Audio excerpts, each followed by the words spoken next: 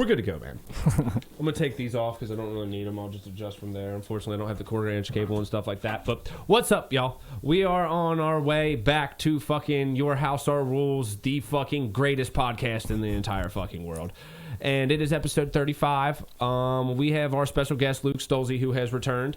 We got some stuff kind of in the works in the background that we're doing. We have kind of a gaming-centric episode for today, as always, when like him or Shad comes on and stuff like that.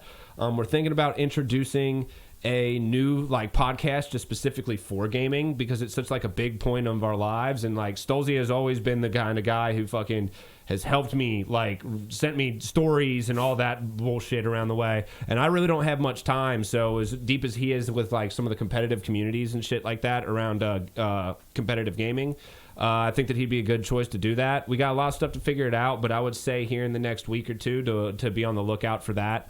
To see how it goes. I'm not gonna like guarantee anything, but we'll definitely give it a shot. If you don't remember Stolze, he's here and he's gonna introduce himself again. What's up, y'all? Well, I'm the potential gaming podcast co-host. Luke Stolze. Why don't you give him your gamer tag, bro? Fucking good old days. Yeah. Magnify is my gamer tag. Yeah, and I noticed that you changed your Twitch the other day because I had been using you in like TikToks. If you've been seeing any of the TikToks, this is the guy who has been like popping off the overkills and stuff in ranked Halo and all that. Yeah, I made sure that you didn't post any like after I changed my gamer tag as Magnify. Like I made sure like you had the ones that I've sent you up because I just changed it like randomly one night because Magna 5 was a play on my name because in Halo 5 when I was playing competitively the pistol was a 5-shot, so I thought it was kind of dope to just be like Magna 5. Yeah, like, I didn't like really know that. you. I didn't know that. Like when I was playing Halo, like people that like were in my stream and shit, like they would get it, but I mean I'd still have to explain it, and that was kind of the reason why I wanted to change it. And Twitch won't give me Magnify back. Like, they just won't do it. Nah, you're not big enough. Which is stupid because I've proven it's me. Yeah. Because you've had that gamer tag as long as I've known you, and apparently longer than that, because having a gamer tag like Magnify is pretty crazy. When you get one of those, like, just straight nothing but actual English alphabet letters in a gamer tag, no X's, no I's, no O's, no numbers, no anything, you know you're about ready to get worked because they've probably been playing since the original Xbox. Yeah. Like, my cousin has, his name's Homan117 because back in the day, his original game on console was Halo. Yeah. Yes, the Halo Combat Evolved back in the day. He had Xbox Live gamer tag back then, and he made it Homan117, but he could have originally had Homan, right? Probably, and just I don't had no know. idea. But like, if you think about it, how many people like these stupid ass little kids that are gonna fucking try to make Homan? Oh my god, I'm dude, a hoe. Back in Modern Warfare 2 when like the J tagging and all that shit was super big. So I got kind of like low key into that whole community. I did too. Like just for whatever reason, I was just attracted to it. Like I wanted to get a J tag and all that shit. I waited to get my account all the way to 9th prestige, fucking fully leveled up, and I didn't want to prestige that last time because I liked the band. Right, more. And then you got into it. Yeah, because everyone had the fucking skulls and shit like that because J tagging was so big. And I waited then and then modded the fuck out of my account. Yeah. So like I was like kind of low key into that. So I mean, like, you know, you're low key scamming kids for Microsoft points and shit. You're like 1,600, I'll get you. Yeah, no problem. I got a Xenon or whatever the fuck it was called. Like I don't know what the fuck it was called. Lightweight scamming kids. You are fully scamming kids. So. I mean, they were my age. They were my age probably for Microsoft points though. Yeah, it wasn't their money either.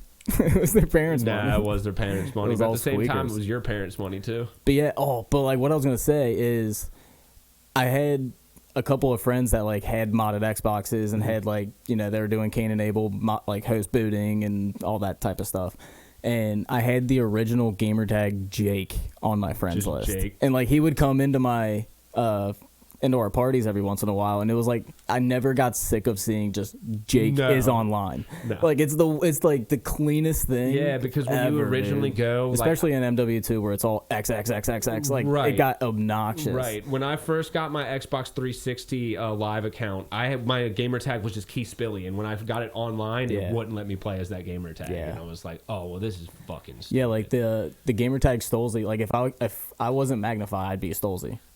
And Stolzy is some dude in Germany, and as of Modern Warfare 2, well, actually, you know what? No, as of 3 years ago, he hasn't been online in 12 years. In 12 years? Yeah, and I can't get the fucking account. Like, isn't there some type of thing that they did where, like, I remember Xbox like had this special event, or maybe it was PlayStation, but it was like this thing where like if something had been discontinued for 10 years, it was Xbox. Because I remember, and it was in MW too, because me and my buddies literally sat there. Let me just get out what it actually was first. But the inactives. The inactive accounts, you would like fill out an application and they would get rid of your account and give it to you. Yeah, I think it was a memory dump, like more than anything. And but like we spent countless nights literally sitting there just typing in random, like making silver accounts and just typing random things in just to see. I remember people doing that, bro. Because we could sell the cool gamer tags for Microsoft points or for whatever. Getting Microsoft points was so it was shitty everything, too. dude. Well, the thing about it is like Microsoft points, like back in the day when you used to trade those, you could only use them for Xbox. Right. And cool, you could play any game that you wanted to, Right. but outside of that, there was really nothing like that. But that was also before Venmo. Yeah, unless the kid was real ballsy and got like their parents' PayPal or some shit like that. Yeah. Yeah, because you're just having them be like, hey, I want this game, so can you take me to GameStop and get some Microsoft points? Like I got scammed because I did that. Yeah. Like it's the whole reason I started scamming people. I was like, golden rule, right? Do unto others as you would have them do to you. Like it happened. Back in the day, I never did that. I remember the first time someone was like, "Yo, I'll hack your account for fucking Microsoft points and shit like that." I was like, I don't even believe that you're gonna do that. You just randomly messaged me on Xbox 360. I don't know you. Like, bro, I was pulling IPs. Like we were doing all kinds of like crazy shit. Yeah, it's crazy the shit that you can do and stuff like that. I mean, we were never host booting, but we could I would low key just be like, Knoxville, Tennessee? Right, just scare people. Yeah, just like you can fucking geolocate quit them or talking whatever. shit, dude. Exactly. Then they'd leave the party real quick, acting like that's going to do anything. Yeah, you're in Knoxville. What's the shape of of Italy? Yeah, then you get it's a boot. Then you get those real creepy people who like say your address or some shit, and then you're like with a shotgun in the fucking corner up for 3 days. All right, I'm about to get swatted. Yeah. That's the good old days, man. Where you might actually get ran up on. The Wild West of gaming. Like, people literally would just call their local SWAT team and be like, they have a bomb in there, they have a hostage in there, and they just burst in. Right. Like, I don't think kids not even just that, but I don't even think kids today could even handle an OG Xbox 360 party, bro. No way, bro. They need therapy. They would. They would. They need a safe space. We might need therapy. We just don't know it. They'd need a safe space, and Joe Biden might give it to them. Oh, goddamn Joe Biden. That goddamn Joe Biden and his gas prices. But speaking of gas, let's get into the first kind of topic that we have for today, and that is the recently, we're big Call of Duty guys. If you've watched our things, you know that for sure. We're big Optic guys, too. And this past weekend, Optic had the Optic Major, and let me tell you something. It was actually, despite how bad the game is, and I've talked about that on the podcast, too, 100%. it was one of the best events that I have ever seen. I mean, just Optic from did the it right. production. Optic did it right, bro. Fucking, they brought all the people. It was full of just like mid to fucking late 20s guys and stuff like that, but they were getting rowdy. I remember during the finals, that green wall with the drum, dude. Yeah. Oh my god, bro! Like, I literally had chills thinking about like ridiculous. being there. There were a couple thousand people at that event. Yeah. Like that. Like you could hear it and stuff. You could tell that like we've been to events before. Like the sub from the low end and shit is just probably kicking in there and stuff like that. Yeah, man, it was such a dope little event. They really had a bunch of people out there. It was rowdy. Optic ended up taking the fucking cake, but like I was getting ready to say before, during the finals, I think it was the second S&D that they played. They were so rowdy that the caster had to tell the people to calm down during search so that they could hear and stuff. Like that. Well, the problem with that is actually that FaZe hopped the bomb. It was a 1v2. Shotzi was still alive. I think it was a BZ and Simp that were still alive. And either BZ or Simp hopped the bomb, and the crowd started going, oh. Yeah. And, like, so obviously, even if I'm on stage, like, I don't want people doing that. Like, exactly. You know what I mean? It's just it's bush league. Even though it did fucking help you in that way, correct. Then it's like this is a competitive because game. what are you supposed to do if you hear integrity of that? the game, which we'll get into a little bit better. But yeah, and like the thing about it is after that, the crowd calmed down significantly. Well, I don't know. They understood that like when they roared or whatever, that they can hear them when they're on stage and they'll react to what the crowd has. Yeah. So it's like all of a sudden you hear them roar, you know someone's coming on your fucking six. Right. You turn around. Hector actually came on off stream, walked on stage. He was talking about this on the Optic podcast that just dropped. Oh, really? Yeah, and he was like, he walked out. He was like, I'll probably do that after. He literally walked out. He was like, "Does it look like they need help?" Yeah. He's like, "They're winning. Does it look like they need help?" He's like, "We don't win like that. Everybody, if they're doing something, shut the fuck up." Integrity. Like, yeah. Like he said, I dropped an F-bomb in front of the entire crowd. He's like, and I walked off, and it was. Well, that's what the announcer said. He's like, we all want to be a jackass sometimes. Yeah, but I'm glad. now, Yeah, I'm glad Chance said that too, where he was like, just lay it out there. Just be like, dude, you're being a jackass. Like, you're the guy who's screaming in the middle of a backswing on during the Masters. Yeah. Like, fuck you. And also, dude. we got to understand that probably, and I think they understand this too, that probably. And it's a homestand. But also the amount of people that are even watching that online and stuff like that. Right. Most of them are probably mid 20s to late 20s, early 30s, just like everyone in the crowd was. Because the state of the game right now, none of the kids are watching because they don't give a shit. It's all just the the old school diehards. competitive guys. Yeah. Yeah. But they showed out for this. And with what was going on with Hex and the entire COD game and stuff like that, because Hex has been fucking absolutely tearing Call of Duty apart. Dude is literally Steph Curry. Dude, and he's getting shit done. He's like, look, this is ours. This is the Optic thing. There wasn't a single person in there who was rooting for any other fucking team. Maybe you should listen to this guy. Yeah. He's able to do what you guys cannot do. The devs fucking are so out of touch with what the community It's wants. out of It's control. just Call of Duty has made such a name for itself that they're going to get that $60 transaction every year. They're going to. And it didn't happen this year. Now they're delaying the game. Right.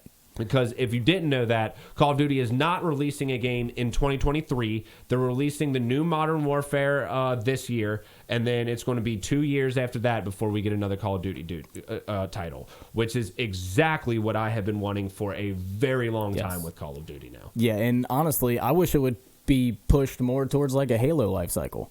Like, I wish, honestly, 5-6 years for a Call of Duty game. Like, if you give Treyarch time to fine tune a game like Black Ops 2, look, dear God, man, this is what I want. I want all playable maps and weapons that have ever been out.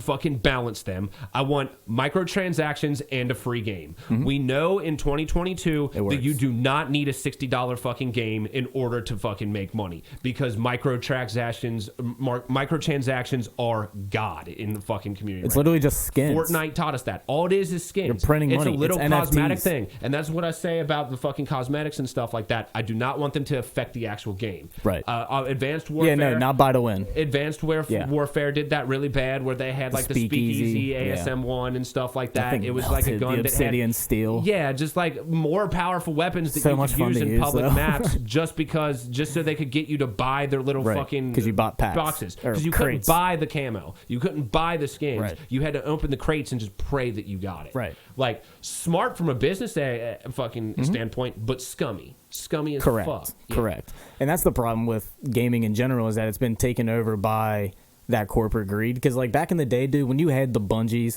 the Infinity Wars, Another thing, like too, the originals, Activision's bought by Microsoft too. Correct. And I think that played a role. I think Activision understands that for sure you guys aren't what you used to be. Like, and I mean, don't get me wrong, Halo has completely fallen off a cliff, like player population wise. Yeah. But it's for both games, it all just stems to a ranking system that is worth grinding. Yeah. And I was talking about this with the Mass Psychosis on the last episode, about how like Scientology has this almost video game-esque ranking system. Yeah. When you have something in the game, Halo's new competitive scene is doing it right now, because like ranked is the only thing that people really want to play in Halo, it seems like. That's all the people that I know who are playing Halo are doing. And like they do a good job of doing that. You rank up all the way through. Once you get into the top rank, then it starts being a number. You are ranked 84th in the world. You're ranked fucking... Well, it goes from... It's like the League of Legends scale, kind of, where it's like if you're in Onyx, which is the highest one, you're just 1,500, and that's the start, and you'll just go. Yeah. But the problem is, once you get to a certain level, the game factors in a hidden MMR that that's completely unrelated to your actual ranked MMR. So like if you win 11 games in a row on Halo, you're not going to get that many points. Right.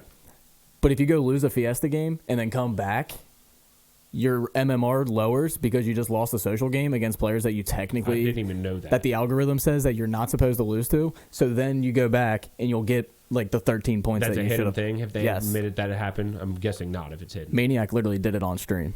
Like, I watched him do it. You watch him do it. Well, they do fucky shit like that. Like, all the new games and stuff. It's all skill-based, dude. Whenever, so like, stupid. Advanced Warfare was out, I remember there's been a couple Call of Duties, a couple other games do it. Fortnite did it. You can tell, like, Fortnite is a great example, actually. When you're in Fortnite and you're playing the game and the game is new, you're just going through nice casual lobbies. All of a sudden they start introducing the fucking competitive thing and stuff like that. They start running out of ideas. Then all of a sudden there's a skill gap. It's like I used to drop in and get 6 to 8 kills fucking like that in a game. Just and dominate. then all of a sudden you're struggling to get 2 some games, and like other games you're doing all right because like I was a good player at the game, but it was like you can definitely tell that the skill of players is getting better. And it's not because they're the like player pool is necessarily getting smaller because it was still a booming game back then. It was because the skill gap was coming in. Right. Like everyone was just fucking building a 1x1 in a half a second. It's like I never used to see that before. Right. So yeah. So that deteriorates people for sure. Every game has skill-based matchmaking in it. There's a huge algorithm that fucking puts you into games with people. But it's when it takes precedent that they become an issue. And that's where we like to have Call of Duty. Have your social players who just get on and play, and then you have the rank system. But Call of Duty can't seem to figure out how to get the rank system in the game with a fucking good balanced thing, even though they did it in Black Ops 2. Well, it doesn't even make sense to me because like Halo's in the same fucking boat. Can we get a good ranking system that means something? Like, even in Halo 5, like, Onyx wasn't even the highest one. Like, there was still Champion, which Champion was the top 200 players. As you got through Champion, you would decrease in rank. You would end up being Champ 1, which was you're the number 1 player in the entire rank playlist in the world. But, like, in Call of Duty, they can't fucking figure it out. But, like, they had it in 07. Yeah. Or 05 with Halo 2. The 50 system, bro. No, like, I mean they've been doing. I know Black Ops 3 had a pretty decent one. That one wasn't bad. A lot of people were mad at the banning skills and stuff like that. It just took forever. But they were based theirs on an ELO system, and they're all kind of loosely based around an ELO system, which has been used in chess for like. Decades. I mean it's handicap. Yeah. Like they literally do it with internet too. Like if you have a slower latency than another player in the lobby, like you're going to get different hitboxes, you're going to get different cameras, you're going to get like because the game builds it in. It's just based on rank. It's based on fucking beating better players or fucking beating with the competition. It's just all based on actual skill. Oh yeah, yeah. And like the better you are, the more games you win against better players, the higher your rank is, and that gives you something to work towards or to fucking maintain when you're there. Like my thing is if I'm in the top 10% of players, I want to play against pros. Yes. And that's what Halo's doing a little weird right now. Because you get into the rank games, and I'm noticing the little bit that I'm able to play Halo anymore, I'm noticing that, like, I think they just started a new season, right? Yeah. But I was up to, it goes Platinum, then Diamond, right? I was like Diamond 4, I think it was, just starting to get on the gist of Master and stuff like that. And I was noticing that I was playing with, like, Gold and Silver players sometimes. So the problem with that is the whole geo-filtering issue with Royal 2. Oh, yeah? With the HCS. Yeah. So the game, 343 went into the code of the game and brought in anybody that's got a geo-filter on their account won't be allowed. Like, if they detect you blocking servers, they won't let you into matchmaking. You're not banned, but they won't let you into matchmaking until you unblock all the servers. Oh. So what that did was cut the player base down because, I mean, people have been doing it since... Right. Fucking forever. Dude, like it's just host fucking it's just host fucking. Yeah, it's just host fucking. Yeah. Like I would literally have my 4 teammates over sometimes just to play tournaments. And we would just be on my internet and we just pull host all fucking night. Right. But like the problem with the geo-filtering is that it got rid of the player base and it also got rid of the player base, which expanded the rank system because there wasn't anybody there. So they had to fill in lobbies because people had geofilters on That's exactly or what I think. whatever. I think a lot of it has to do. I was watching the Optic podcast and they were talking about how they've lost a lot of their fan base too. Just like people already getting tired of the game or whatever. But they haven't released anything. Yeah, at all. And I mean, that's what we're kind of going to get. It seems like with Halo, it seems like Halo is really geared towards the competitive scene a little bit. And the thing about it is, definitely, their like views on their things, like the last tournament that they had, I can't remember where it was at, but it was pulling in like 100K on fucking Twitch, which is a huge fucking tournament. But Halo is the original fucking console competitive. It's always going to have numbers. Yeah, it's always going to have that fucking ranked playlist. That's what people want to see. Let's do it. People get tired of the same old bullshit, so fucking social play over and over again, and we're starting to get in where the younger kids aren't buying into the Call of Duty. So let's bring it back to the Call of Duty a little bit like that. Why not fucking have someone like Hector who understands the fucking community take a little bit of a fucking leadership role in making your fucking game? It's clear that he knows what he's doing. Look at what he's fucking pulling on with people and stuff like that. Dude. They won't have a more exciting fucking Call of Duty major this year. No. They won't. No, it won't. No, it won't. But like, Hector does nothing but give out free business tips on that fucking podcast. Exactly, dude. and they don't take it. All he does is give out monetary ideas. And they won't take it. And they won't take them. And every single, like, the theme of, let's just call it the theme of our gaming podcast. Hector doesn't miss.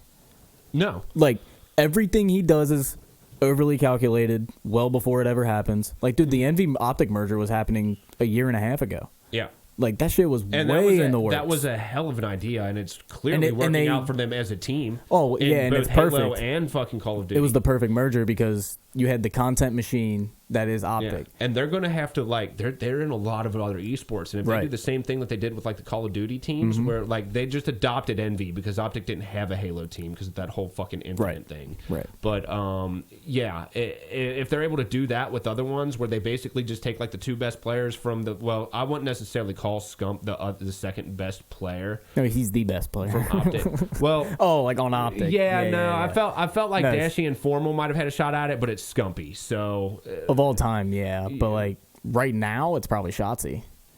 Like, well, yeah, no, that's what I'm saying. Shotzi's You take popping, the two from best and you combine them together, and now they're just correct. Yeah, correct. We'll have to see how they expand on the season or whatever. But it seems like there was a little bit of a like they just drop the dead weight. I don't want to say the dead weight because they're all fucking phenomenal players and stuff like that. But when you're able to take these two powerhouse teams in it and combine them together, right, and just take the best two of each and combine them together, you have like a power there. And that's even from a business standpoint. Like when you think about it, like I was saying earlier, like you have that content absolute machine that is Optic and all of that, but then over here is just straight business. Like Envy prints money. Like they have so much money that people don't even know about because they have hella teams in other esports. You're talking about the two original. Yeah, I mean, it's Hastro and Hex. Esport organizations, man. Yeah. Like this was back in both these teams were around like before phase. Well, I would say Call of Duty 4 didn't really have Optic back in the day, but like some of the other big ones that you see around, like Predator was just Predator and D-Treats were like it.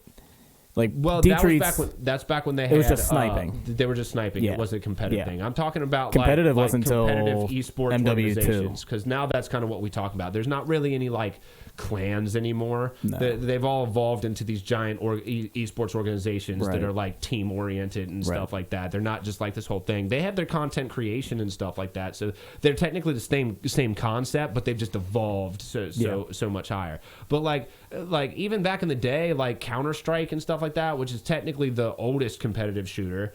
I don't think that they necessarily had teams like that. It was kind of like what you see in Open Bracket, where people are just making up a name for the tournament and running through it. Right. So, yeah. So they've been around for so damn long that they know how it fucking gets done. Why not fucking listen to these motherfuckers? It doesn't make any sense to me, dude. Like, especially since, like, obviously MLG gave them a platform, but they built it from the ground up. Like, straight up. Nobody was coming to these Call of Duty events. Like, Call of Duty events were the absolute like far corner of MLG events. Like you had StarCraft and Halo were your two main, and then Call of Duty was like way over here with like 30 people watching it. And like I remember sitting there in the Call of Duty area like thinking to myself like, dude, first of all, I know I have no chance in Halo like to go pro. I was like, you just see like what like people like Pistola were able to do back in the day, and just unbelievable players. But like, and I'm looking at Call of Duty. I know I'm pretty good at Call of Duty. Like I've played game battles, stuff like that. Like I think I can compete. And that's when I was at Black Ops 1. It was Columbus MLG, so that would have been what, 2011, somewhere in there. Something like that, yeah. Because I think Modern Warfare 2 was 2010. Yeah. Okay, yeah. So 2011, 2011 Columbus was the first time I was there. So like I saw the Optic Gaming, Optic Nation, and I saw like young Scumpy walking through, like the whole Quantic Leverage team. Like, that's when I was like, yo. So let's there's something here, right? And let's just peg on Scumpy for a little bit. I mean, that dude has done so much for the Optic brand, just the entirety of Call of Duty in itself. Would you say 30 championships over 13 years? 30 championships over, I think. Well, competitively, he's been competing on 11 titles. On 11 titles? Yeah, because he didn't, 12 titles, because he didn't win a championship in World War II, and he didn't win a championship in last year. Or, like, I guess the past 2 years. So I think 13 might be right. 13 might be right. I think so. Because he was competing, Black Ops 1 was Black his Ops first. 1 was his Black first. Ops 1 was he his first won his win. first event in that, which is fucking nuts. But that was 2011, so 11 years. And the only reason he got picked up was because Bobby was his neighbor. Like, he was just a local. That's crazy how it used to work back then. I remember us. Like, all right, he's decent. Who's that Josiah? What's his Slacked. I remember that watching some shit back in Black Ops 2 or 3 or whatever, where they were interviewing him, and he was like, yeah, I actually just started with gaming with my friend, and it was like one of the guys that he had teamed with the entire time. And it's like you just get these local ass communities that just have gamed with each other for so long, and you have that one pair that just sticks out and does it. But Scump has such a fucking illustrious year or a career and stuff like that. And you had brought up an interesting concept to me earlier in the week about what would Scump's career look like without Shot, and which is fucking mind-boggling to believe, because like I'm not going to take anything away from Nade Shot. He runs one of the best fucking organizations that there is. He's it's my second favorite team. Super class act guy. I've watched him grow since the first video I watched of his was when he joined Optic back in Black Ops 1. Yeah, in his old room. I was like, and when he was working at McDonald's and shit like that. Spent a whole paycheck on a monitor. I've been watching that man for so long, but if I'm being completely honest with you, he just wasn't that good of a fucking professional Call of Duty player. No. And like when it comes down to it, he did a lot for the scene back in Black Ops 2. Fucking him and Scump were just pulling in thousands and thousands of people back on like Justin TV, right?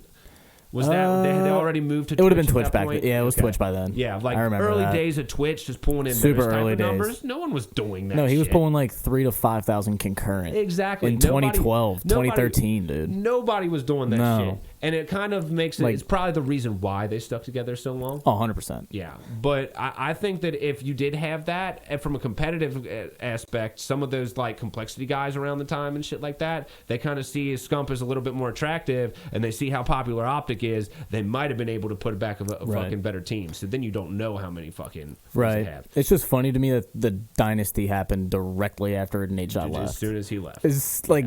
And don't get me wrong. As soon as he left. And they picked up like literally a whole new roster. Don't get me wrong. We went to the fucking Aches Finger fucking event in Columbus. Yeah. When he had that fucked up finger. The Aches Finger, the Keemstar fight. Yeah. That event. The rain on the way home. Oh, bro. I forgot about the rain. Dog. Bro, for like 5 minutes when we were driving home or whatever, I was driving back in my old fucking Cobalt, and like all of a sudden it starts dumping rain. And like you could tell because like we drove into it and all of a sudden it just like started getting real foggy for no fucking reason. Yeah. And then it was dumping. Like, literally. And like, because we drove back, we didn't get a hotel, we didn't want to save money. It was a 2-hour drive, so we just drove up and drove back and then drove back up the next morning. Yeah. But like, dude, I could not see. I was going like 5 miles per hour on the highway and stuff like that. What an event! But that was the original first event for AW when it was Formal, Crimson, Scump, and Nade Shot. Correct. And then they lasted a couple more tournaments, and then Nade Shot decided to HBR gate. Yeah. Nade Shot pulled out the HBR, and then he retired. Why do you pull out the HBR, dude? desperate. Like you're completely like, I don't know what, like I'm getting gunned. I don't know what else to pull out. This is one of the things that I actually loved about AW. It was the There first was many the usable first guns. tournament for the first tournament it was the bow. That was it. Yes, it was like Black Ops and that 1 was with the the only FAMAS. AR that you used. That's why when he brought the HPR, which wasn't too bad of a gun, I used it a lot. I played that game a lot. It wasn't too bad of a gun, but it did not compete with the bow on a fucking competitive. No, level. never. And then they introduced the ASM-1 as the submachine gun, which they had that two thing. But I actually like the idea of only having two guns in a competitive aspect. I like just watching skill. Now, keep in mind, I'm a Halo guy. So we all start with the same games or same guns, but I have said forever that Black Ops 1 was the most teamwork oriented, the most skill gap because it was just the fucking. It was FAMAS. just the FAMAS, just the FAMAS, just the FAMAS. Yeah. So you knew who had the gun skill. It wasn't like he was up close. He had an MP40. Don't get me wrong. I don't think we should just run around with just guns and whatever. Correct. I think perks could have been taken out, but like having equipment and stuff like that, like nades and fucking tack grenades and stuff like that. Yeah, that I would keep that in. But when it comes down to it, when it comes to Call of Duty, it's such a fast-paced game. I just kind of want to see gun skill and how you work the map. For sure, and that's why, to me, Halo as let's face it, as I'm getting older and I'm not as cracked as I was playing Call of Duty, like. Halo is a way more attractive game because you literally have to play your life. If you don't play your life, you're boned. And like with the new Call of Duty squad spawns, you can die 5 seconds later. You're just with your team. Yeah. And who knows? Maybe your team snuck through, and now you're spawning behind the other team, so it doesn't even matter. The death was actually kind of fucking productive. That is such a dumb. It's so stupid. Idea. It works for shit like Battlefield when there's so many fucking people, but when you're doing a 4v4 match and you're doing that, like I understand that we don't want to see teams just get put in a fucking spawn trap and absolutely work for 10 minutes. No, straight. I do. Like, I do. I do too. Because that takes skill. If you can actually put someone into that, you are the dominant team. Dude, what Optic you're was the better team. Yeah, like what Optic was doing to phase, like in that control, when eventually, like obviously Arcides was lagging for a life or whatever. It wasn't that long. I don't know. I wasn't there, but I just listened to the flank and they just talked about it.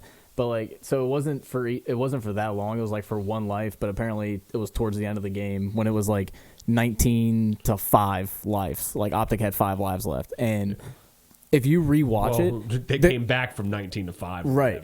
And if you rewatch it, dude, the kill feed is like the most impressive shit I've ever seen. Oh, dude, it's wild. just green. Like they are farming the best team for the past year and a half. Yes. Just farming. Just absolutely working like regardless. Yes. And it was like, holy shit, they are putting the absolute clamps down on these dudes. They're cracked. And I understand how having that one player out can cause a lot of those issues or whatever. Right. But they still came back after the second game and fucking... Yeah, they still won that. Last round. Yeah, ball don't lie. Yeah, still did. Ball don't lie. They ended up winning fucking 5-2 in that series. Did the reverse sweep back in the winners bracket. It was all fixed. It was Optic's tournament. We knew what you did, Hector. Okay. We're on to you, Hector. Yeah, we're on to you, Hector. You ain't slick. Yeah. You think you are, but you ain't. For sure. Let's talk a little bit because this is kind of like an Optic fucking themed fucking podcast. Green wall. But I mean, we come from fucking Optic. It's for the algorithm and stuff like that. I do want to hop into fucking Halo a little bit though. We're not going to make this completely about Optic because Cloud9 has been the team to beat in fucking Halo.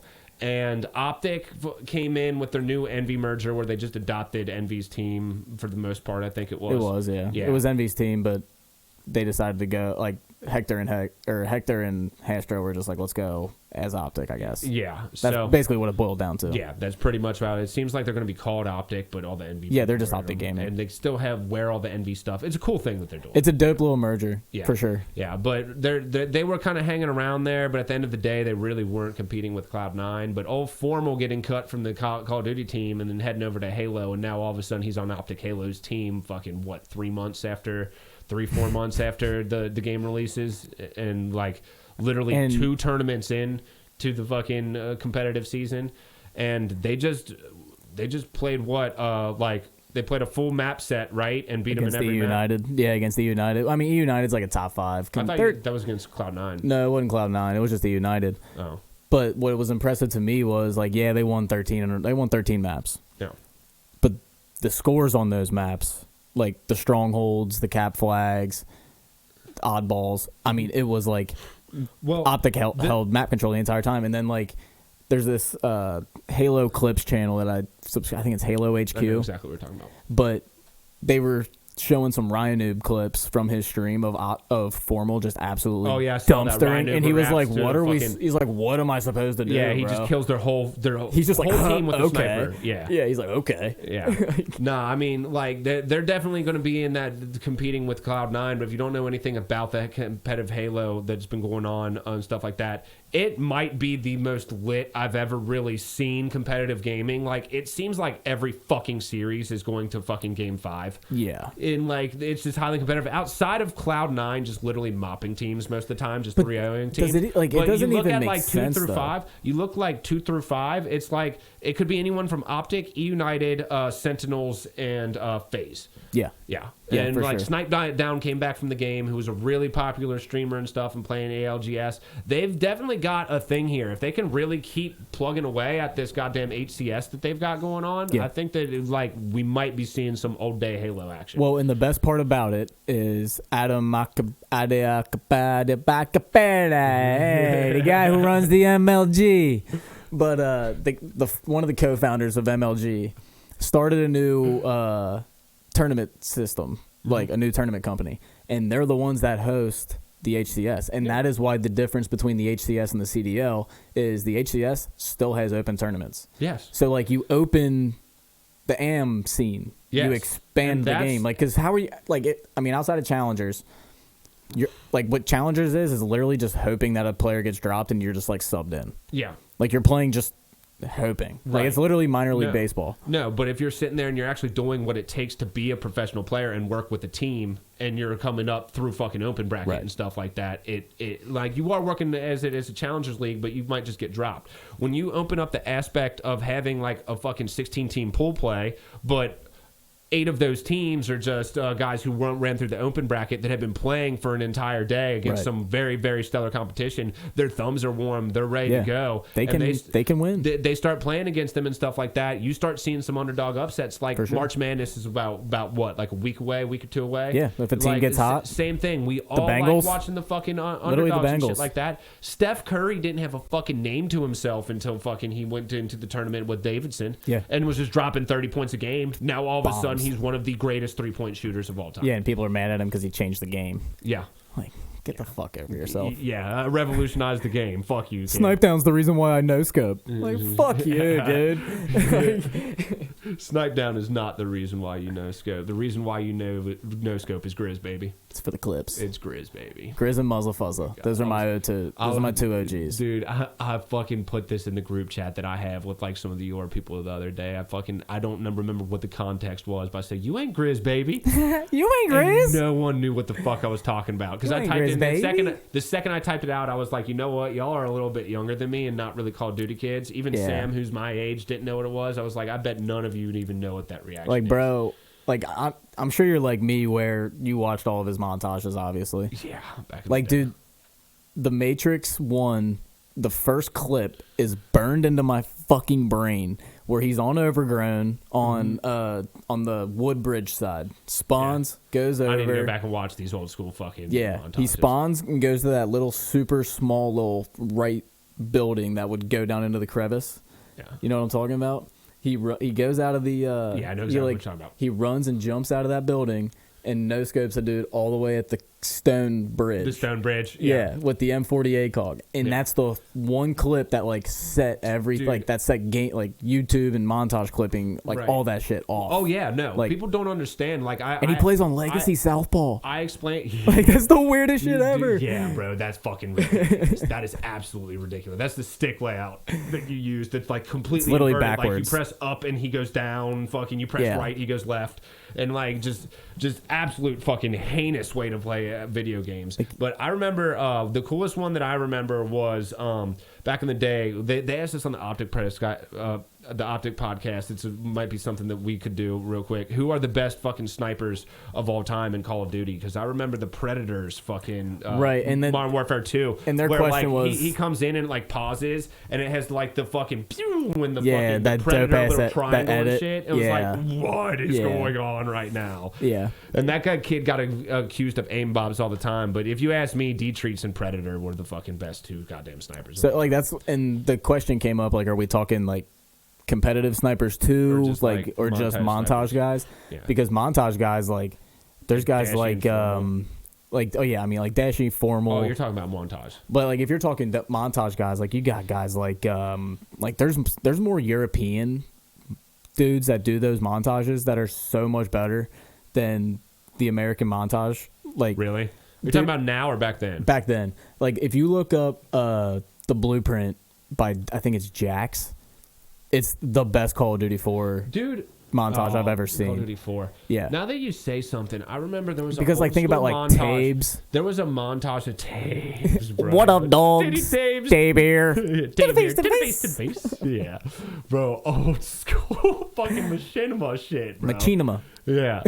Bro, that Tabe, the fucking Swedish legend. He's Sweden, right? Yeah. Yeah. Or Switzerland. One I think of it's the two. Sweden. Yeah. I don't Finland? fucking know. But that dude's a Call There's of Duty snow where he legend. lives. Yeah. That dude's a Call of Duty Yeah, legend. he's the man. Yeah, back when we used to have Machinima where everyone would upload fucking, kind of like what I'm doing with your House Hutch, Our Rules right C now. Nanners. Fucking, everyone would upload to one YouTube channel, and it was like kind of a pool of these people that you could come in, and it like gave fucking young people a fucking platform to Right. fucking rise up when, and some of the older people, like it gave them incentive to post there because they bring in all the fucking other big people's Right. views and stuff like that, Right. and in turn grow, and they got paychecks. Machinima ended up being a fucking completely shitbag company, but Yeah, they completely scammed all their they employees. ended up scamming up everybody. But for Everybody. back in the day, it was Like, cool because they I had the want- skit videos and stuff. I think I want the shit that Machinima has, that's Optics, as bad as Hector wants it. Like all of the top kill cams, all of the remember when Hector was doing top kill Top cams kill of the cams, week and all yeah. that shit? All that is owned by Machinima. Hector can't get it. Really. Cannot get it. And those scumbags probably won't let anyone fucking have it. It doesn't exist. I'm pretty sure there has to be someone who owns the rights to it. Somebody has to, but he said it's Mr. he Stark. said he said yeah. Can't be Mr. Stark. Mr. Nah, Stark he'd would give own it to the him. world. I mean, he Yeah. was like low key like in Bro, Mr. Stark, I remember the first time I fucking heard of Mr. Stark, it was on G4. Fucking, Yeah. What was that? Attack of the Show? There was the one where they did video game reviews with Catherine Webb and fucking... I know what you're Yeah. talking about. He was like this guy who was like the side announcer or whatever, and then all of a sudden I see him on Machinima. I'm like, this is YouTube. This is back in like fucking 2010 shit. I always got him and Major Nelson confused. I don't even know who Major Nelson Major is. Nelson's the Xbox guy, like the Xbox spokesperson that would always do like the promos and stuff. But yeah, I would always get those two confused. that was a nice little fucking peruse down fucking memory lane. I could talk about so much shit. That Oh, fucking I dude, saw on we're Machinima. like you should see my Twitter feed, like how far in, like I am in the like furthest creeks. Like I'm almost where the water dries up. Yeah. Like I'm not in the river where all the AMs are and all that shit. Right. I'm like fucking in there, dude. I'm fighting for air because I can't. The water's starting to go down on me. Like Right. I am so far up creek in that community, dude.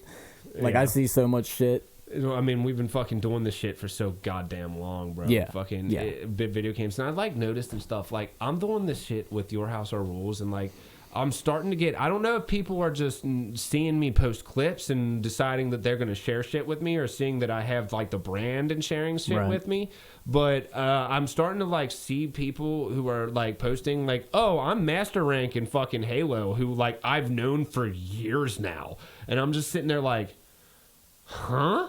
Like, one thing I will say this, Ohio makes some really good fucking gamers and stuff like that. There's shit else to do. I think we've reached a point where like everybody has, like, we've become so fucking socially accepting of video games that Yeah. like everybody is Correct. fucking good at video games now. Well, I mean, It's when you not think about it- necessarily like fucking back in the day where you would just absolutely pub stomp the fuck out of kids. Oh, yeah, dude. Yeah. Christmas noobs. But like, Christmas news, bro. That doesn't happen anymore. no, it doesn't. No. But like when you think about it, when you have a kid growing up, like if he's really good at sports, or even if he's not, if he's really good at sports, but like if he's really good at video games, and even if he's not like competitively, like if he's doing a YouTube channel and shit like that, at the end of the day, would you rather him play the video game and upload it to YouTube? Like say he's pretty good at football. Mm-hmm. He's playing Madden, uploading that to YouTube all the time, making good money off of that. Or he could go play football, CTE, fucking all the other injuries. Yeah. But he's still playing football. Yeah. Like, it's almost practical. Like at the end of the day. Yeah, no, and fucking because anybody can do this. You can make millions of dollars, but I did hear. So I don't want to bring this point up. I did hear this fucking interesting statistic the other day. I can't remember the exact numbers, but it was some shit like fucking less than 1% of the fucking people who actually stream on Twitch are responsible for 97% of the views. Yeah. Like, it was an astronomical fucking percentage that I was like, whoa. And it really shows you just how if you put hard it in, is to make a name for yourself on that. You got to put it in. Yeah. Because you're also at the mercy, like, and I keep saying it, but you're also at the mercy of the algorithm. Like, if you're not in favor of that algorithm, you're not going to get into because, like, dude, I know for I think that's another reason why you're getting a lot like more traction, because like if I'm sending you clips, you're uploading those, you're uploading this, that, like you're uploading more content, so you're getting more into. That's exactly what my plan is, and bringing people into the fucking community and stuff. And I mean, let's be real. Upload nearly enough. I don't have enough time to fucking upload that much. You fucking do upload more. You start hitting the algorithm a little bit more, and you will start expanding. Right. And so, let's face it, I get like 3 overkills a day, so yeah. I mean, you got plenty of content. But I mean, I would fucking say that like.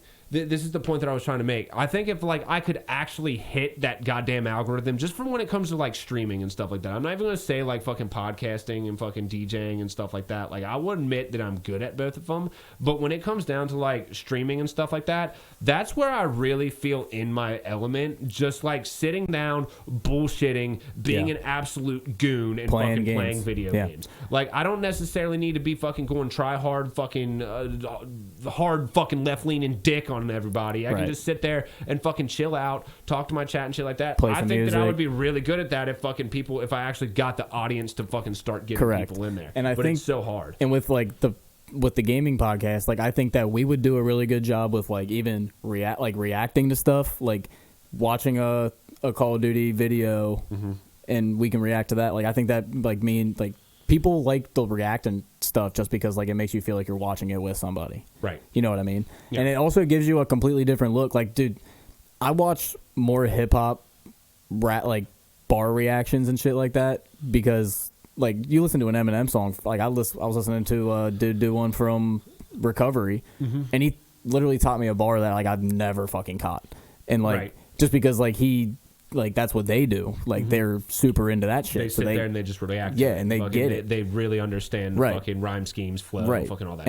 And I fucking love that shit. And me and you and I are really into this shit, and we can give like our buddies who just pub stomp. Like I want more people to see the CDL. I want more people to see the HCS. Exactly. That's what I want. People, we were talking about this episode too, and like.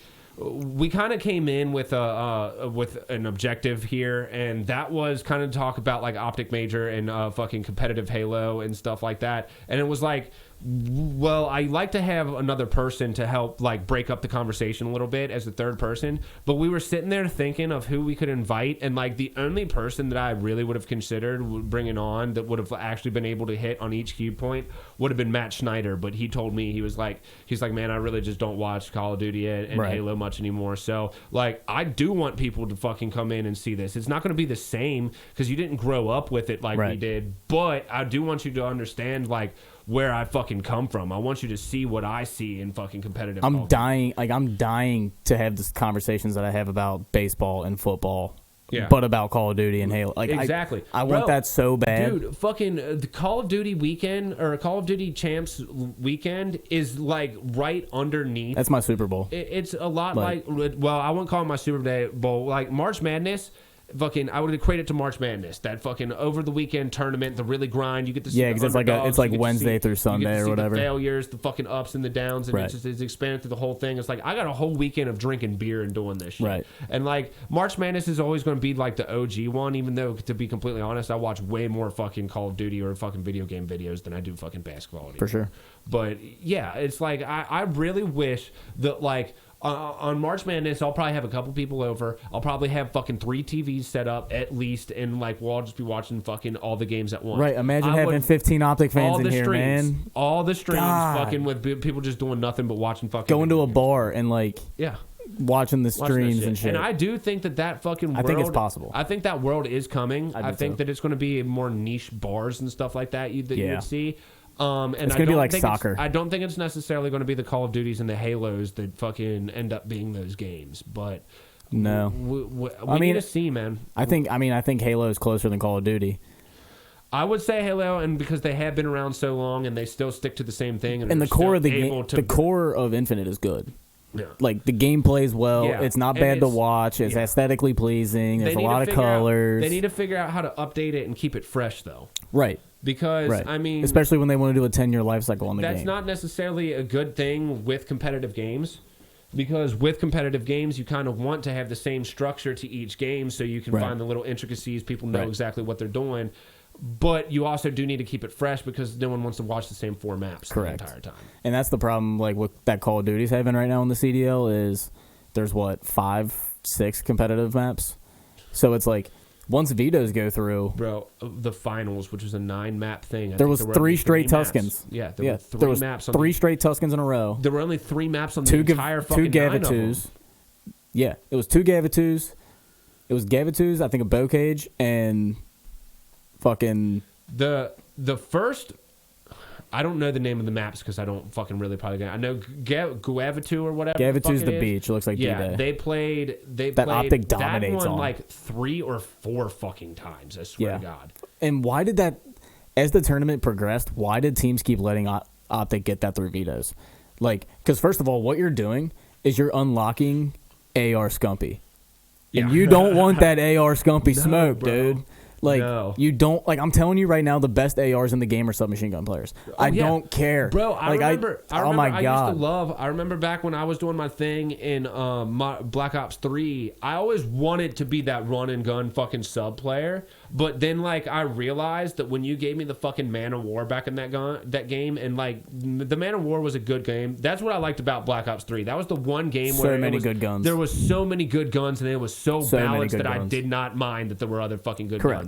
But like the Man of War, I remember that was my thing. I remember I could anchor the fuck when I moved out from a fucking submachine gun and went to a fucking AR. It was just so much smoother and easier for me. And I was always that cracked ass SMG. Like I'm that dude that's just I'm in your ass all the entire game. Exactly. And it's like, but I also like in Black Ops 2, like as I was getting higher up, I was like starting to develop the idea of, well, I don't have to just be an AR. Like I can, if fucking say if Sam's dead, I'm gonna fucking pick up an M8 and I'll go anchor for a minute. Like, I'll just I'll fill in. You need to know how to fill in your positions and stuff like that. And even at the same point, like you said, you see like an AR on the ground, you just switch your pistol real quick and fucking grab that. Right. It doesn't necessarily work in Call of Duty as much because the time to kill is so fucking short that you can just switch to the pistol and that's usually satisfactory. Well, that's why it worked in Black Ops 2 because it wasn't the fastest TTK. So it was like the MSMC actually was really good up close and the M8 wasn't that great. Like, because the hip fire spread was wide, you had to get off 2 bursts a lot of times. Like, so like it was balanced. So like you would go out of your way to pick up that M8 if you were an MSMC guy. But like in this game, you see a lot of guys pick up the automaton. Yeah. Like if they're MP40 guys. I don't know what it is about that gun, but I was watching people use it and I was like, why does this gun seem like it just fucking hits harder than every other? It's the ACR, bro. It's the ACR. There was I do remember that. I was watching this fucking clip and I was like, that is like no Dashy's recoil. Gun doesn't move. Yeah, like that's who it was. Period. I'm pretty sure it was Dashy. He was fucking shooting, and I was like, why did that reticle like not even shake? Well, dude, here's a little. This is like the nerdiest shit ever. But in the new PlayStation controllers, they have those gyro effects or whatever. My cousin actually got a fucking where you can Justin, and he like there's a whole little interface that they have that like takes you through the controller and shit. So it's wild. The crazy shit about it, if you set it up just right to where you hold your thing down, it doesn't allow it doesn't allow the game to go up past a certain point because it thinks that like since your controller's down, it can't like turn up anymore. If that makes sense. Like I'm not a PlayStation guy, so I don't exactly know. But like I literally saw a pro describing this. So you have your controller. If you have it face down just a little bit, it's mainly Warzone people that are doing this. The recoil just stays there because the controller is reading it as you're already like looking down. So like when it does make you look up, I know what you're talking you're about. reaching the ceiling earlier. Like it doesn't affect like the overall like your vision, but like it affects the recoil because of the way that you have your controller positioned. It's the nerdiest shit I've ever I understand seen. what you're saying. That might be a little bit fucking hard for people to grasp, dude. But I can't even grasp. I just know it's a thing because there was a Warzone guy talking about it because he's getting accused of hacking like all the time because his tracing is unbelievable and like all kinds of shit like that. So he literally just said like, look, this is what I'm doing with the controller. Yeah. Like it's like he got the idea from the Wii. Yeah, for sure. That's crazy. The way shit's getting fucking intricate, the way shit gets just more intricate and intricate with video games is fucking crazy. Especially with the PC community, dude. Saw one of those memes the other day. Is like what it was a picture of like this fucking Lynx or something like that, a cat. It was like what I believe my fucking old favorite game used to look like, what it actually looked like, and it was just like 4 blocks that kind of resembled a fucking Lynx. Yeah. Meanwhile, Minecraft still looks like it. Yeah, exactly. And it's but the second biggest game in the world. I get onto fucking Minecraft, or I look at like these Minecraft clips or whatever that roll across like wherever the fuck I happen to see a Minecraft. Hermitcraft. Yeah, it's like it looks so much more advanced, and all it is blocks than when I was fucking insane. Like what people can do. Crazy. It's nuts. Crazy. So, yeah. Do you want to move on to the fucking sports gambling? Oh, Calvin Ridley? Yeah. We can get into that. I don't know much about this. I didn't really have to I really didn't give it a peruse, but we can get off video games a little bit and go into like some sports talk a little bit here. We ain't got too much longer, but yeah. So basically, Calvin Ridley gets caught gambling. I think it was $1,500. Like his stub leaked or something. Like he made it with a casino. He was in a state that that gambling is legal when he placed the bet, but he signed a contract with the NFL that says you can't bet on the game. So he's suspended for a season. He's technically suspended indefinitely. He's suspended for the next season minimum. Yeah. So like it could go up. But the thing is that doesn't make a ton of sense is you're talking about a league that is partnered with gambling, different gambling sites. Fucking DraftKings, fucking all that bullshit. I mean, even before, like, you're talking, like, spreads and all that, like, you're talking fantasy football, like, like all that shit that's been around. And then Calvin Ridley takes a leave of absence for, I think it was mental health. Somewhere in the middle of the season, and he bets on 3 games that he's not playing in, wasn't affiliated with a team. He was on a leave. And that's when he placed those bets, and that's what he's getting in trouble for. Wait, he wasn't with the team at the time? No, technically he was on a leave of absence. But was he still signed to the team? I don't know if he was still technically, like, an employee. Like, if you're taking a leave of absence from your work, would they consider you, like would they still be paying you? Depends. I know a guy who was on... Like, I mean, outside of, like, terminal He illness, was in a coma for fucking 3 months, and my boss paid his paycheck for that 3 months. That's like, drastic circumstances. Yeah. But either way, like, he was technically not with the team. Like, he wasn't on the sidelines. He wasn't in the stadium. He wasn't in the locker rooms. He wasn't going to practice. Like, he wasn't seeing the plays. Then I would imagine he's probably not technically signed to the team then. I mean, if you're signed to the team, you'd still have to go to those even though you're not playing. Right. Like, I'm sure he's signed. I'm sure he's still getting paid. But, like, he's not in the locker rooms. He's not at practice. He's not on the sidelines. Like, he's literally, like, doing what who was in the NBA that did that? Was it Kyrie that just, like, or no, it was Kawhi. He just, like, dipped out for a little bit. It might have been Kawhi. I don't know. But either way. I definitely don't know. He basically just, like, he was like, I can't do it right now. I'm not in a good spot. I got to go. Like, Simone Biles did, too. But he bet. He ended up betting on. Yeah, but he bet on games. He bet on his team. Yeah, he bet. Well, as far as I know, he bet on his team. I don't. Well, he didn't. He didn't necessarily bet on his team. He bet fucking. He bet on the against. game. He bet on the game. On the Falcons game. His team quotations was fucking. Yeah, playing. He was betting on Falcons games, and it obviously it brings the whole Pete Rose discussion up, which I think the Pete Rose discussion is like. Pete Rose is such a different situation because he's also like. Baseball holds like the whole man of integrity thing into if you get into the Hall of Fame and whatnot.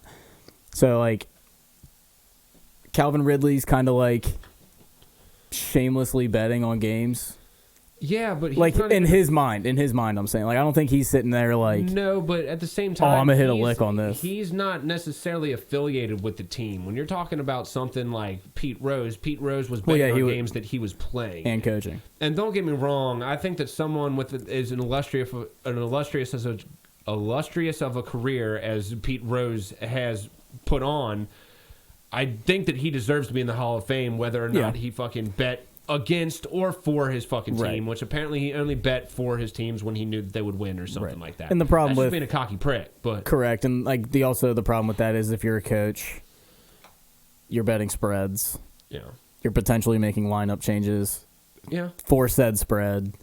Like Bill Belichick has came out and said that he like definitely knows what the spread is. It definitely takes away from the integrity of the game, and fucking it also does so in the fact that oh shit, I forgot the fucking point that I was gonna make, bro. That shit happened. I'm too high and we're talking about something that I really don't know about. Random ass point. Yeah. But yeah. So anyway, like he gets caught, he's suspended for a season. Like I can't really wrap my head around the fact that it's a full season because like you and I were talking about. Yeah. You can rape a woman, you can assault a woman, and throw her on top of a pile of fucking firearms. I mean, we had fucking video evidence of Ray Rice just bashing his wife, girlfriend, or whatever, in the face or whatever, and dragging her by her hair out of the fucking elevator and shit like that. But she didn't press charges. Yeah, and like, but he was able to come back. Yeah. And it's like, this man shouldn't be able to walk around free. Let's keep it. Then it becomes a fucking judicial problem, too, because now not only are you not getting kicked out of your respective sport that fucking you're held to, but, like, because you play that sport and you are an athlete who makes all this money, now all of a sudden you're not having a fucking fair trial because he should be put in fucking jail. Yeah, and it also does come down to what she fucking pressed charges against or whatever, but... Like, think about, like, the way that juries are set up. Like, you can't be biased in any way, shape, or form. Or, like, a lot of times you can't even know who that person is. Like, if LeBron James or Tom Brady commits, like, some crazy felony or something, and he goes, how many people can really fill up a jury? Like, who doesn't know who Tom Brady or LeBron James are? We're like, I know a lot about this guy. I, like, can't do this. I'm, like, literally not allowed. Exactly. Yeah, it creates a lot of fucking issues and shit like that, especially when we are supposed to have an unbiased fucking. But it's just like Roger Goodell has been so inconsistent for so long on these punishments. Mm-hmm. Like, I get if you're trying to make like some kind of point, but like you've already made the point that you don't know what the fuck you're doing. Right. Like at the end of the day, like you got dudes getting suspended. Like okay, Greg Hardy, Dallas Cowboys. Punches his girlfriend in the face, throws her on a pile of assault rifles that he just has laying around because he's great guy. Great guy. Texas, great guy. Hey, we're allowed to have these guns in Texas. They only have to be registered here, brother. But like they don't need to be in Ohio. I think he got 5 games. 7 games absolute max, I know for a fact. Like he was not gone for the rest of the season. Was it caught on camera? There was a police report. Yeah, I don't know. I mean, at the end of the day. But here's the thing. Josh Gordon smokes fucking weed because he doesn't want to take opiates. An entire season, right? Yeah. Yeah. And then some, because it happened before that, too. Right. He only got banned for the season because... It doesn't make any bit of sense. Like, like Jerome Simpson. Who was that guy that just got caught the other day? Like, legitimately, it was on camera in his house cam, just like... hurling his fucking wife into a TV. Yeah, no, he's gone. Well, he's retired. He's retired and shit like gone. that. But like, it's the fact that this shit keeps happening with these large men who are fucking NFL players because they've never been told no. Yeah, that are just like abusing the fuck out of women and stuff like that. Some shit that everybody really knows is not okay. Right. And then you have the fucking whole thing with betting and stuff like that, gambling, like. I'm not necessarily a proponent of it. I think that it's kind of a scummy thing all the way around. I don't bet, but I'm a cheap bastard and shit like that. I like betting. But at the same time, I do see the fucking I can see how you could fucking skew it in a way that doesn't make it really bad. Mm-hmm. And like, there's no reason why we should be fucking giving someone fucking more of a penalty for risking their own money and losing their own money when fucking actually people are being assaulted against their fucking will. Right. And Calvin Ridley potentially only hurt himself. There's nobody else that he could have hurt with placing that bet. Yes. You know, like, it's only his finances. Yeah. That is Unless it. they found out that he somehow had something to do with, like, the way the game was prepared or something correct. like that. Or, like, if he's telling all of his buddies, like, hey, hit the Falcons over today. Yeah. Like, the game plan's fucking solid, like, yada, yada, yada. Yeah. Like, if he's doing that shit, then, yeah, get him the fuck out, because that's the integrity of the game. At the same time, with it being the NFL, which is the most competitive fucking sports league on the entire planet, in my opinion, if I find it hard to believe that a guy who's not even playing for the team is going to have that much of a fucking manipulation fucking behind him to be able to convince that. Because, like, that one game could seriously matter in the fucking end of the season and shit like that. Unless you're the fucking Bengals. I mean, hey, the Bengals got Burrow by just fucking. The Bengals got Burrow just by fucking throwing their last fucking couple games because they were actually a lot better. But we knew that Burrow was coming. Andy Dalton was not trying to throw. We just threw the whole season. I don't know if you remember the game. No, the last that was calculated. The Dolphins. The we Dolphins went to the game. Super Bowl. We're a good team now, dude. The Dolphins game. We're up the Dolphins are up like 21 or something like that in like the fourth fucking quarter. Mm-hmm. Andy motherfucking Dalton comes strutting onto the field with his little shit-eating grin and fucking leads a comeback to where we almost lost the number 1 pick to the fucking team we would have beat. We would have beat, yeah. Like, God. Yeah, bro. The entire time I am screaming at my TV. I've never wanted to lose so fucking bad in my life because I was sitting here watching Joe Burrow do whatever the fuck he wanted for a full season. The entire city, if you were like an actual fucking Cincinnati fan, you're like, look, we've done this so many fucking times. We've had the fucking 2-win seasons. Second round quarterbacks. Let's just go ahead and do it again and get the number 1 pick and pick up fucking Burrow and see what happens. But Burrow was such a sure thing. It was such a sure thing. It ended up being a fucking great fucking move. I don't want to fucking say it was a sure thing because you really never know coming into the fucking NFL what people are going to do. He passed every single eye test that you could ever throw at him. Sure, but I would say that fucking Joe Burrow has still surprised expectations. Well, of course, fucking. Well, yeah, as a second-year quarterback, and first full year. Yeah, like there's not a whole lot of people that do expect that. I mean, Joe Burrow, whenever, not even just Joe Burrow, fucking any fucking college quarterback that comes out and into the draft or whatever, with it being as competitive as a league as it is, you never really know what happens. You could get drafted to the Browns, which is automatically just career ending, right? At this point, yes. Right there. And then you also have like the Johnny Manziels, who everyone thinks is going to be a fucking great NFL quarterback, but if you know shit about Dick, you know that motherfucker wasn't going to do a goddamn thing no matter what fucking team he was on. Sober Johnny Manziel. Yeah. Get him drunk. It's like Thad Castle in Blue Mountain State. Who knows? Who knows? Do a couple bumps. Maybe he's fucking Browns do the drug Olympics. Still my favorite Blue Mountain State episode. Yeah, dude. I don't know. I'm gonna have to watch that. That's been brought up like 3 times in the past 3 weeks, and I haven't heard Blue Mountain State's a blast years. From the past, dude. Great show. Fucking no life that show. Shit. But we can get into our last little topic and we'll make it a little bit quick because my back's starting to hurt and I'm fucking thirsty.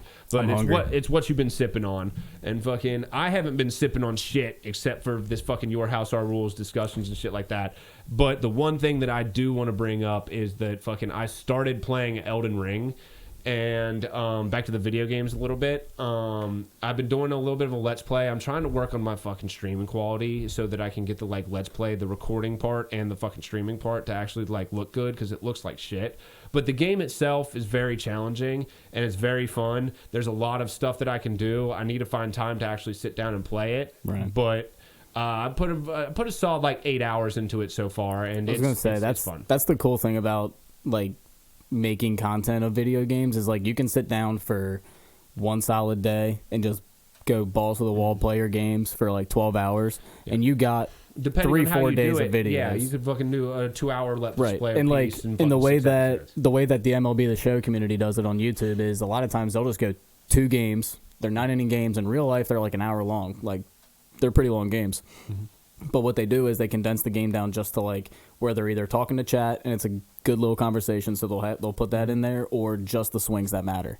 So it'll be like a 26-minute video and you crack out 2 games. So like you sit down, you play 8 games, you got a week of videos, and you can do 8 games in a day. Yeah. If you're releasing all the content or whatever, but if you do stuff like what Nick Merckx does, or like half these dudes are live streaming and just ripping their live stream and just re-uploading that to YouTube. And that was the point that I was going to make.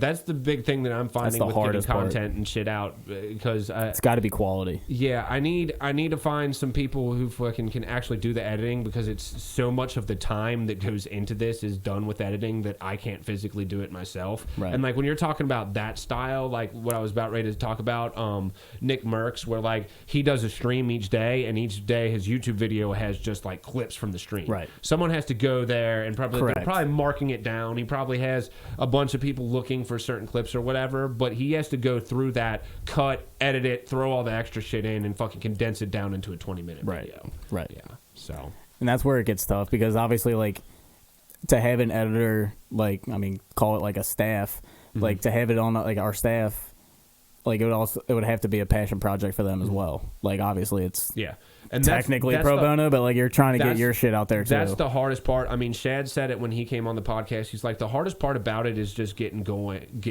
Right, because you got to invest the initial investment. At least once you've gotten going and you're committed to it and you're going to do it, you can do it. Right. Me doing what I want to do with this entire media collective, I need other people to take the initiative. Right. And that is way harder than even getting yourself to do the fucking initiative. And that's why I like it, because I can just literally just send you a clip. Yeah. And it's like, boom, there's my marketing for the day. You know what I mean? And then people get old and fucking we grow out of shit and don't want to do it anymore and stuff like that. And you're just like, I mean, it's absolutely fine. Like, go ahead and live your life. Fucking Harmeyer, fucking, by the way, I'm going to give a shout out to him, because I just fucking thought he's having a fucking child. He's going to have a young congrats. daughter. And big congrats. He's going to be the best fucking father that I can ever fucking think of in my entire life. It's not going to be his rules in his house. No. He's surrounded by women. He's going to get everything. Surrounded by women. Oh, yeah. Yes, ma'am. Yeah. It's a real lesbian relationship that they got going on right there. I love you, Harmeyer. I love you to death, bro. But yeah, congrats, but that's just like he's moving on. He's moving on to bigger and better things for him. But like, it's once like Harmeyer leaves, then I have to fucking either go on by myself or bring someone else on, and then I have to start all over. Get them to fucking get the initiative, get and them to start doing it. shit and doing that. So it just becomes this fucking vicious cycle and stuff like that. Luckily, I do have Bailey and Sam who we're really early on into it, and things always do change, but they do seem committed to get the content out and fucking bust ass. You're going to do the gaming thing with me, and we're going to see how that goes. That's why I think both of us, like, we're like a good like marriage, I guess, in terms of like doing it together, because we both have just always wanted to do it, but like neither one of us had the means, and now like we're getting older and we know life this shit, dude. Like, we listen to the podcast, we watch the VOD, like, we watch the Twitch. I'm noticing that about people around me too. We're starting to get into that point in our life where people aren't worried about going out and just getting you're drunk just into what you're and into. Stuff like that. People are trying to save money and fucking make something of themselves. And fucking the way the world is right now, we need to make something. We need to make something. I've got this fucking. I've got a 2-year plan, man. Fucking before I hit 30, and I'm hoping to fucking exceed those expectations. But we gotta see what happens. Yep. We'll see what pans out. But let's switch it over to you for a little bit to end this. What you been sipping on? Nothing. Coca-Cola. Well, they might not know you as well as I do, but you do play fucking Halo a lot. Fucking talk about the show a little bit. Honestly, MLB The Show might be it's probably my favorite game right now, even over Halo. It's the perfect decompress. You had to pick your son up from fucking school the other day or whatever, and you were playing in the middle of the day, and I just had your stream on just to give you the view at work. I couldn't listen to it, but fucking I had you on or whatever, and I was watching a little bit. It looked like a pretty intuitive baseball game. It's really intricate, honestly. So like, it gives you a PCI, which is that little thing that you would see me moving around like a little crackhead. That's literally just my left thumb just moving it around. Yeah, I figured it was just compared to a thumbstick and you just move it over. So the idea of it is that's your barrel. Like, that's your sweet spot. So you want to get that ball inside of your PCI. So like, the higher the difficulty, the smaller the PCI. Depending on how good the pitcher is, if he's got, stuff like that, it'll shrink. It's all stuff like that. So like, when you're getting these dudes that you're playing against, like the Jacob deGroms, like the really good pitchers in real life that are juiced up in these video games, like, It's the most rewarding shit ever. Yeah. To get hits off, like, because you'll be, like, struggling, man. Like, 7 innings, like, I can't fucking touch Nolan Ryan. Right. I don't know how I'm going to, like, he goes fastball. I sit on fastball. He floats a changeup in. It's and then you aiming. finally hit that one. It's essentially aiming. It's having a good shot and stuff like that. Because I remember playing the show at Joey's house back on, like, the original Xbox, my buddy Joey Schroth. And, like, I remember it was literally just, like, you held down R to get some power, and then you hit B at the fucking right time, and you just crank out a home run every fucking time. No, now it's literally, like, you're playing baseball. Like, if you don't keep good players off balance, like, with your pitch mix, like, you're going to get fucking shelled. I texted you. I wish I could have put it in chat and heard your fucking actual reaction, but I was like, dude, homie, the show is more interesting than actual baseball because it moves. You fucking pitch, next pitch, next pitch, next pitch. Yeah. You don't fucking pitch, wait for a fucking hour, fucking eventually he's going to fucking hit it and then run 80 feet. Like, that shit's so fucking boring to me, man. But when you watch it on like the show or whatever, it seemed a little bit more interesting because it was like watching a sped up fucking basketball. Right, and what you were watching was I was playing what they have. It's called an event. Like Halo has events. All these games have events where you can like you win 25 games, you unlock X card. Right. So it's your reward for grinding it out. And so what I was playing was it was 6-inning games with accelerated counts, which it would just random generate your strikes and balls. So like I'd jump into a at bat. 2-1, 3-2, 1-2, like just random all the time. So it's like you're kind of up there just like free swinging because you're not really. It's actually an interesting. Yeah, you're not really taking the time to like process like, okay, 2-1 count. Like I can probably take here, which anybody that's watched twitch.tv/magnifyls, 2-1 counts are auto takes on my Twitch channel. Because the difference between a 2-2 count and a 3-1 count is fucking astronomical. Because what you're doing is a 2-2 count, he still has 2 balls to just fuck around with, and you still have to decide if they're balls or strikes. 3-1, he's got to come to you or else you're going to first base. So you're going to get something to hit. Exactly. So, like, in video game terms, I'm putting myself at such a different advantage because these pitches are coming in so fast and they're breaking, and, like, the way that the show is set up is it's, like, literal pitch mixes and stuff. So, like, a sinker will start on the inside half and it'll break to where it's actually it's a ball. Right. But it looks like it's a strike the entire way in, just like and then dips. It just dips down. Yeah, just like actual fucking baseball. Yeah, and that's why it's super rewarding because you're like, God, dude, like I fucking hit that curveball down in a way that's been eating me alive all game. It's that mind game too, fucking when you're sitting there and you're at bat or whatever, and you're like, all right, he's about ready to throw a slider, he's about ready to throw a fastball and stuff like that. It actually fucking puts you in the place of a fucking. And being a really good pitcher, like being good at pitching in that game is super fun too because you can just make people look stupid. Yeah. Like I do, like there's this thing called pitch tunneling that they do in the MLB as well. So like they'll come from the same arm slot and the pitches will look the same. So like a pitcher will have like a cut fastball that kind of goes a little bit across the zone, and then he's got the slider that completely breaks. So he'll throw a slider, bang, drop it on the outside corner, throw a cutter, bang, outside corner. He comes back with that slider that looks like both of those pitches that were just in the zone, but he throws it out of the zone on purpose. So you're chasing that. And you just fucking you have 2 strikes on swing through a ball that's nowhere even close. So like in video games, like I mean, I'm playing kids that don't necessarily understand like MLB the show the way that I do because I play it pretty well. I make people look stupid. Like the amount of strikeout lookings that I get because I'll like on a lefty I'll go slider in for a ball. They'll do like a little swing because they think it's a fastball first pitch. Right. Then I'll throw a changeup down and away, also for a ball.